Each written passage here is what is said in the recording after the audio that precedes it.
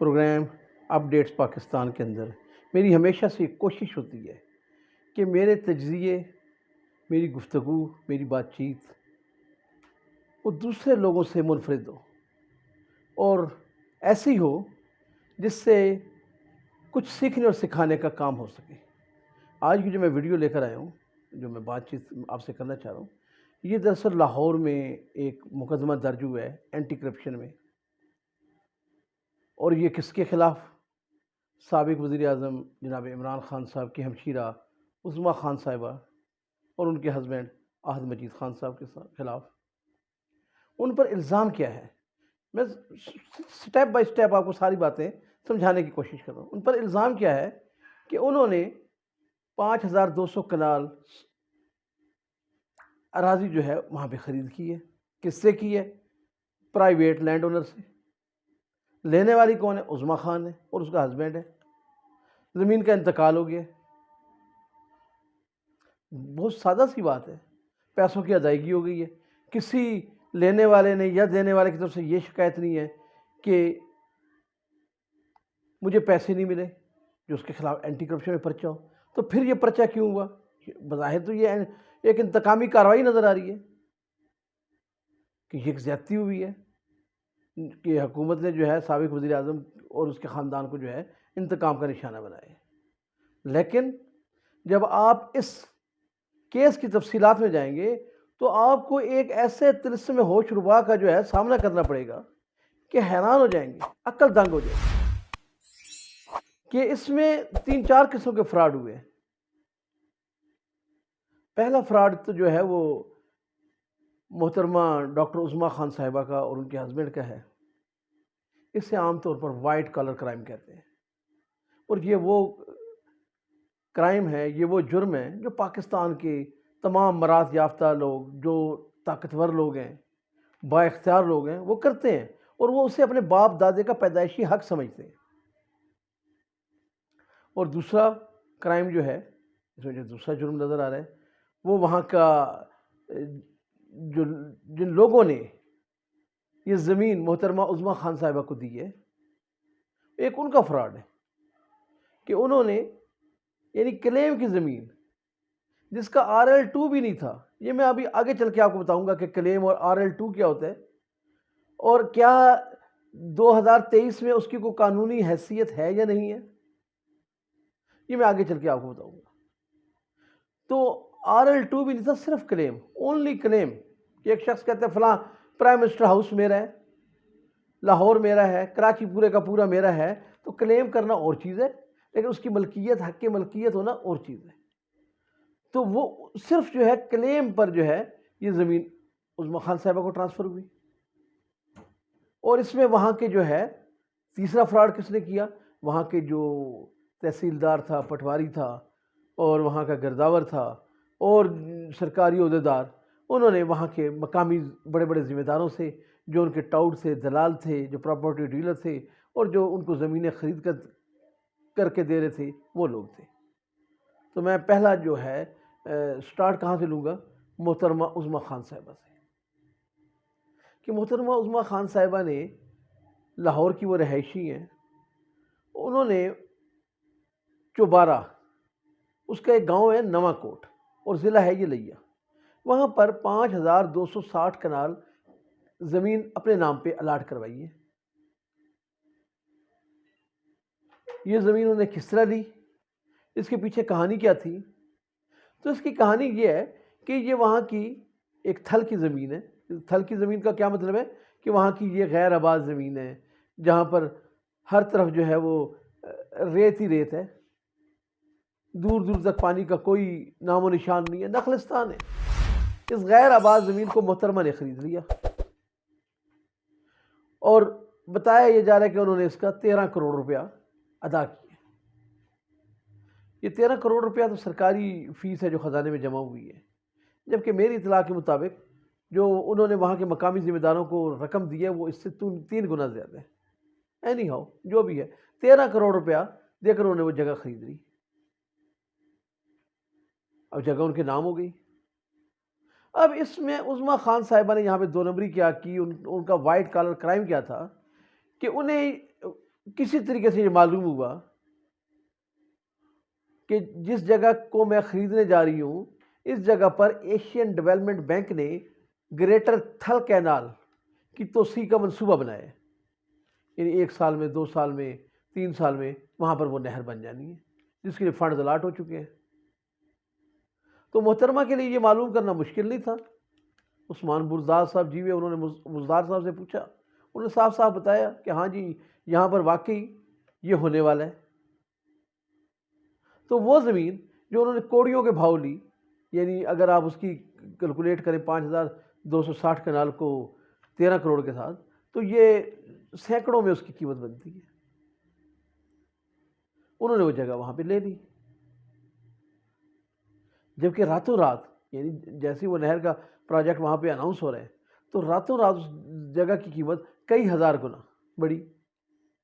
اور اس کا سب سے بڑا ثبوت کہ پچھلے دنوں جب عمران خان صاحب تشریف لائے اسلام آباد میں تو وہاں پر ایک صحافی نے ان سے یہی سوال کیا کہ آپ کی ہمشیرہ نے زمین لی اور ان کے خلاف پرچہ ہو گیا اینٹی کرپشن میں، فراڈ کا اور بدنیتی کا، اور وہ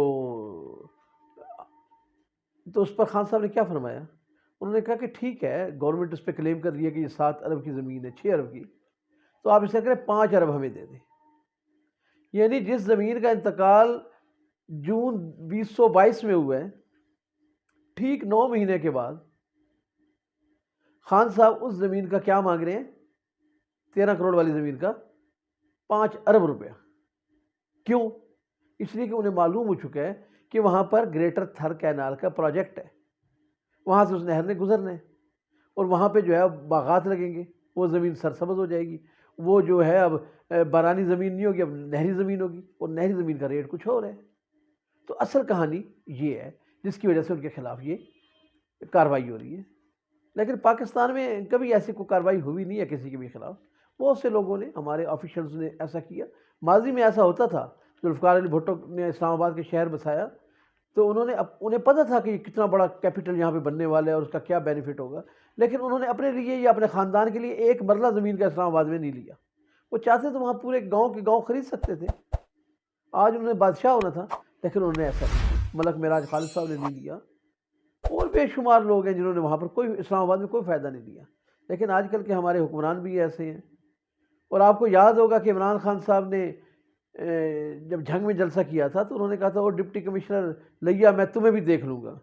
تو اصل وہ کیا دیکھنا تھا؟ وہ یہی دیکھنا تھا کہ وہ اس زمین کا ملکیت کا حقوق مانگ رہے تھے۔ اب یہاں پہ سوال یہ ہو گیا کہ وہ ملکیت کے حقوق کیوں مانگ رہے تھے؟ اب یہ ایک بڑی دلچسپ بات ہے۔ اب یہاں پہ وہ دوسرا فراڈ سامنے آ رہے ہیں کہ ملکیت کا حقوق کیوں مانگ رہے تھے۔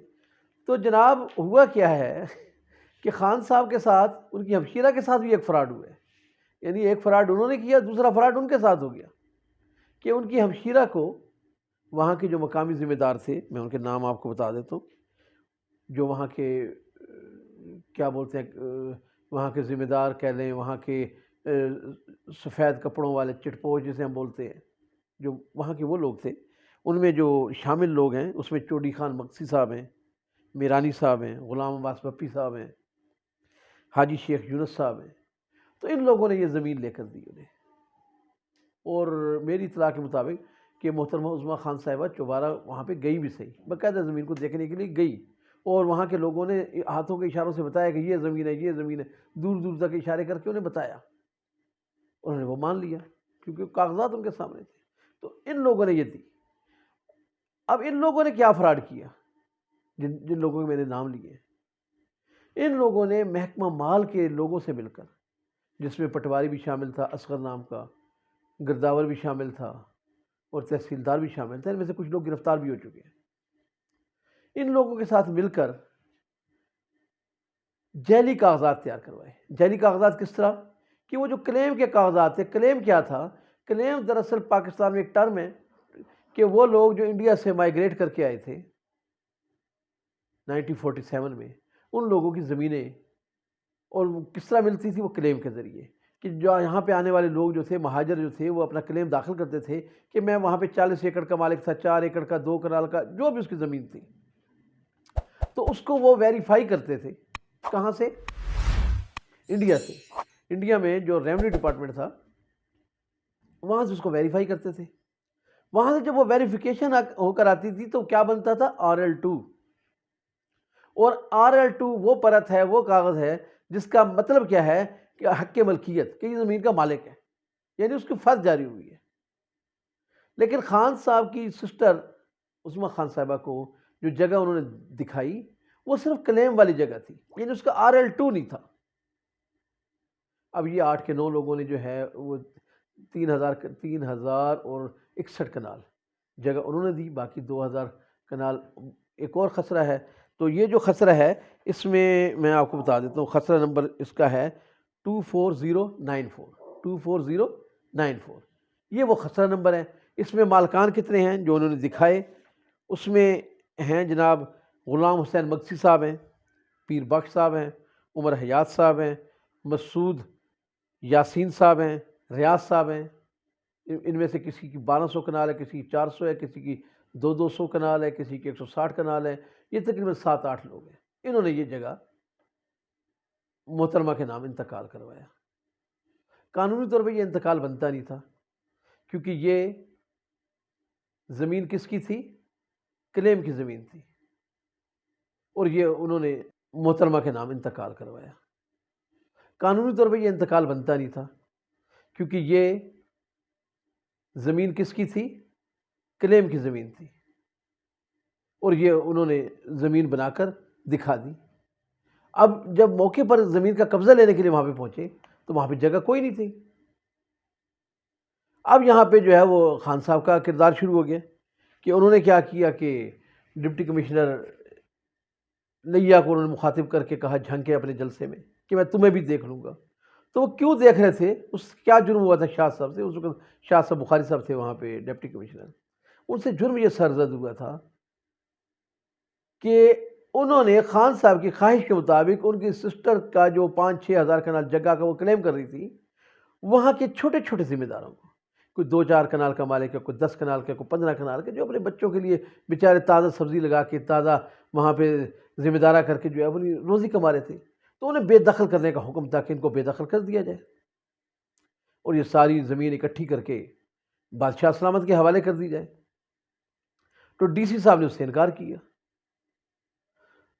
تو جب یہ جنگ میں جلسہ تھا تو آپ کو یاد ہوگا کہ اس وقت حمزہ شہباز کا دور تھا، لیکن جیسے ہی پھر وہ پرویز الہی کا دور آیا تو وہ واپس چلا گیا. ڈپٹی کمشنر نے وہاں پہ اپنا ٹرانسفر کرانے میں عافیت سمجھی کے بجائے اس کی کہ یہاں پہ مزید کوئی جھگڑا ہو، بدمزگی پیدا ہو، تو وہاں سے چلا گیا. تو یہ ہے وہ اصل کہانی کہ ایک فراڈ کس نے کیا؟ خان صاحب کی ہمشیرہ نے کیا، جسے ہم وائٹ کالر کرائم کہیں گے، کہ انہوں نے پاکستان کے خزانے کو جو ہے وہ اربوں کھربوں روپے کا نقصان پہنچایا.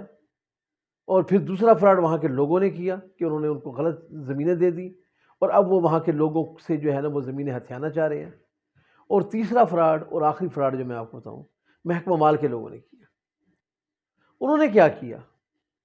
ایک تو جب اس کے کاغذات آپ دیکھیں گے کہ زمین کی خریداری ہو رہی ہے ستمبر 2021 میں، اور 2022 میں جو ہے مارچ میں اس کا زمین کا انتقال ہو رہا ہے،